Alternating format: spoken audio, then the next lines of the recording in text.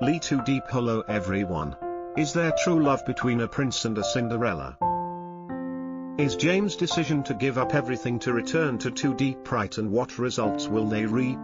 Let's watch today. James, a young man who once stood at the summit of success, who walked among glass towers and billion-dollar contracts, now found himself in the heart of a quiet forest, hands clumsily gripping an axe, sweat soaking through his city-made shirt. Beside him stood Diep, a country girl with a calm gaze, strong hands, and a presence as grounding as the earth she walked on.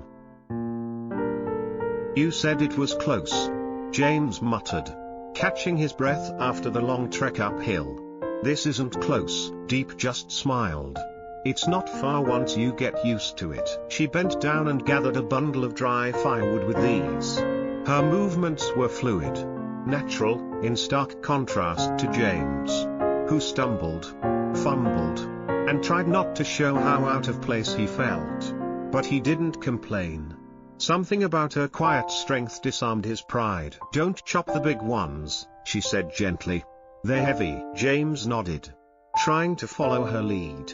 Every swing of the axe was a lesson, not just in woodcutting, but in humility, patience, and learning to do something not because it was efficient, but because it mattered. Later, they sat side by side beneath the shade of a tree, sipping water from a shared bottle. His arms ached, his back throbbed, but James looked at Diep, with her sun-kissed skin, her easy smile, and her steady pace, and felt something loosen inside his chest. Something that had been wound tight for too long. Back at her small home, no more than a simple hut with a tin roof and a vegetable garden out front, James found himself doing things he'd never imagined: tying bundles of wood, clearing overgrown weeds, raking leaves, sorting old dishes, tending to chickens, not out of obligation, but out of a quiet desire to help, to belong. When lunchtime came, Diep cooked over a small fire, stir-fried squash leaves with garlic, boiled eggs, and white rice. They sat on a wooden mat. Before eating, she bowed her head and prayed, "Thank you, Lord, for this food. Please purify it, so that we may eat and be strengthened." James listened, moved by her sincerity. The food was simple, but he had never tasted anything so grounding. Then, in the middle of their meal, he asked her, "What do you think is the ultimate goal of life?" Diep thought for a moment.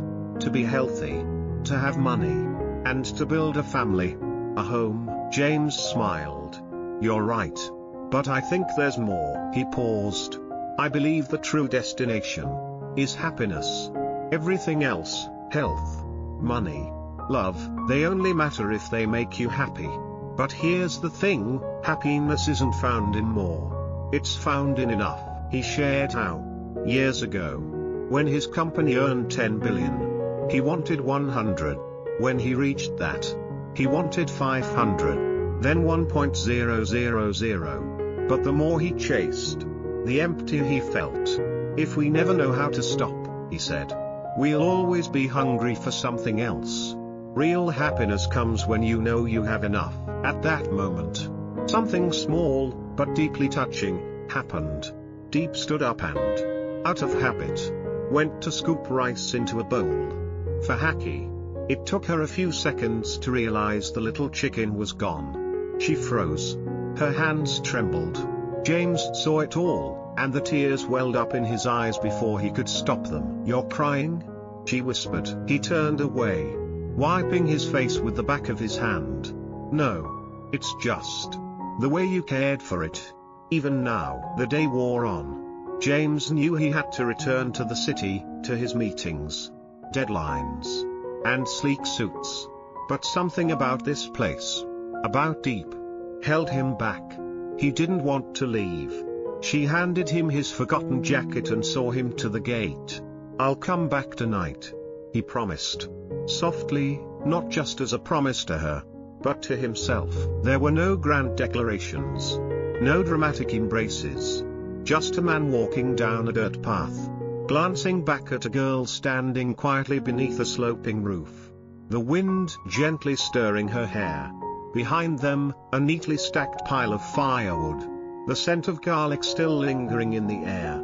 And a sacred silence only found where life is lived slowly. This wasn't a story of sacrifice or compromise.